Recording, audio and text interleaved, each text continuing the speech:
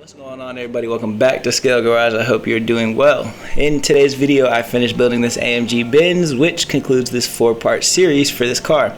Since y'all gave me so much advice in like the last 2 videos, I'm back asking y'all for more advice. So I scroll through Instagram sometime and see other people's models that just look fantastic, 10 out of 10. Now obviously I know some of their pictures are edited, but how can I make my builds go from looking like toys to straight up models? Because it looks like theirs just has some type of finesse. Maybe it's practice, maybe I need to keep going. But nevertheless, leave a comment down below, and I hope you enjoy the video. Let's get to it. Continuing on this Benz where we left off last time, we're going to start with the interior. The first thing that needs to be done is simulating carpet. To do this, I'm basically putting some layers of white glue onto the interior. Then I'm going to spray over it with some black embossing powder, which essentially simulates carpet. It's really simple to do. All you do is just pour it on there. I typically use a tea strainer, but I couldn't find it, so I'm just going to work with what I have.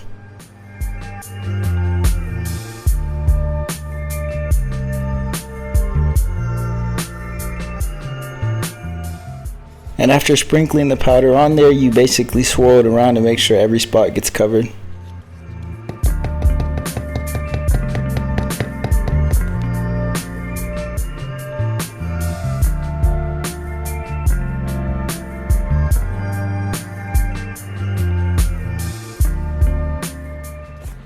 With the carpet being simulated on the interior, we can move over to doing some of the other interior pieces, starting with the seats.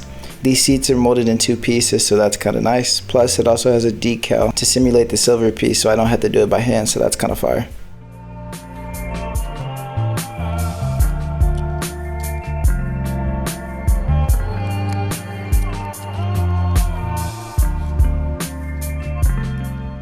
Following that, the armrest piece has a portion that needs to be painted black, and to do this, I'm just using a brush and some Vallejo paint.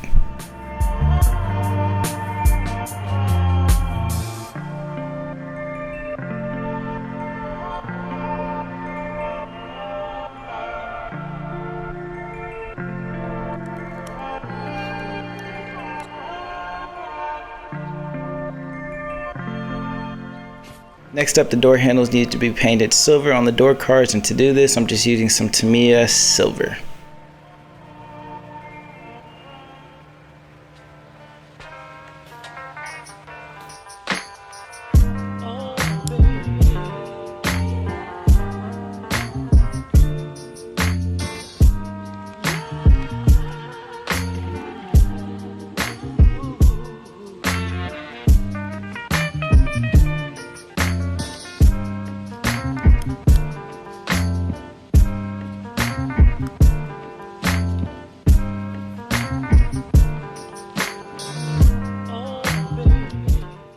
With all the interior pieces being detailed and installed, I can move over to the final piece, which is the dashboard. This part has a lot of pieces, which includes the speedometer, the steering wheel, and the actual center console, which most of these just have a decal to fill all that in, so good job, Revell. They have a lot of detail in this kit.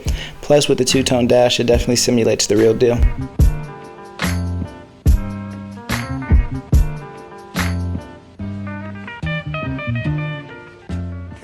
This is the first kit that I've ever done where the dashboard glues straight into the actual body. Most of the time it goes into the interior cabin and it's just one piece, so this is kind of different. But I kind of like it because it makes sure everything lines up perfectly, so it's cool. With the dashboard thrown in, I can go ahead and throw the interior cabin on, which fits like so. Nothing too difficult, and yeah. Since the interior doesn't glue onto the chassis, I can throw on the chassis next. And one thing about this chassis is I had to do so much prying and pulling, and I felt like everything was going to break, but in the end I did get it in.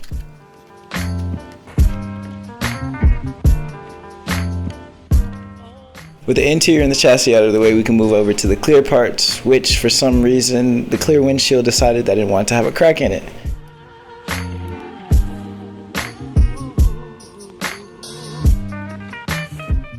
Despite the windshield having a crack in it, I like how you can simply place the windshields in from the front. It makes it a whole lot easier to just install it. On the downside, there is no window masking for the black border around the windshields. So to do this, I'm just using some Tamiya tape, and I'm just going to trace it with a pencil using my 20/20 laser vision.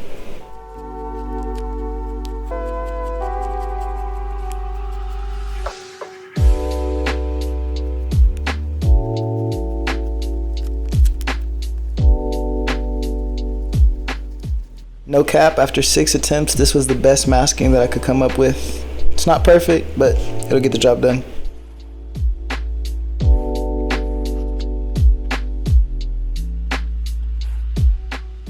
To paint the black border, I'm just using some Vallejo paint. It works pretty well as it doesn't spray too heavy.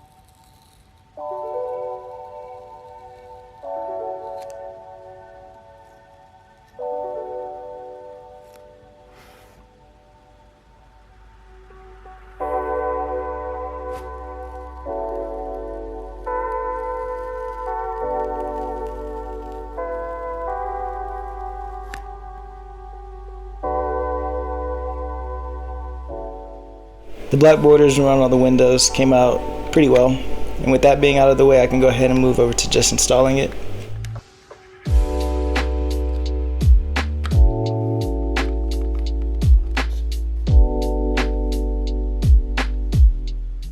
With the windshields out of the way, the taillights needed to be painted clear red, and to do this I'm just using a Sharpie. Now you could obviously use actual clear paint, but this is what I had laying around. It's what I've always used and it works out pretty well.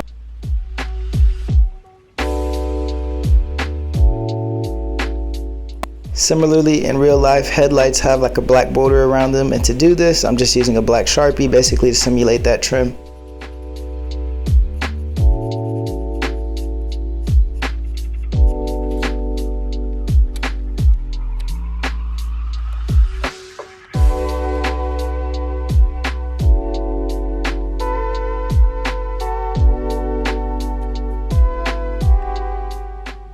The wheels for this build are going to be some CCW Classics. I believe that's what they are, but I'm not 100% on that. I removed most of the material on the back and decided to go ahead and glue on the rotor, and now I can attach these to the body. Like most of my builds, I like my cars with good fitment, kind of low, not too much wheel gap, but not excessive camber, because in my opinion that just looks obnoxious.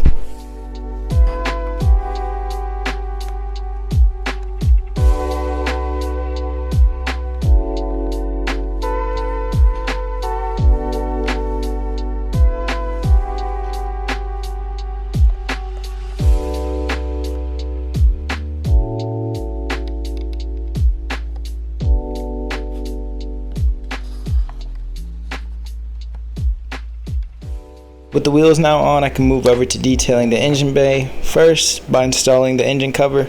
It makes it kind of redundant to do all that stuff to the engine because it literally gets covered up, but it's cool. Following that, I can add all the decals, and honestly I was surprised by the amount of safety logos and other decals that are in the engine bay, but nevertheless it is scaled to realism.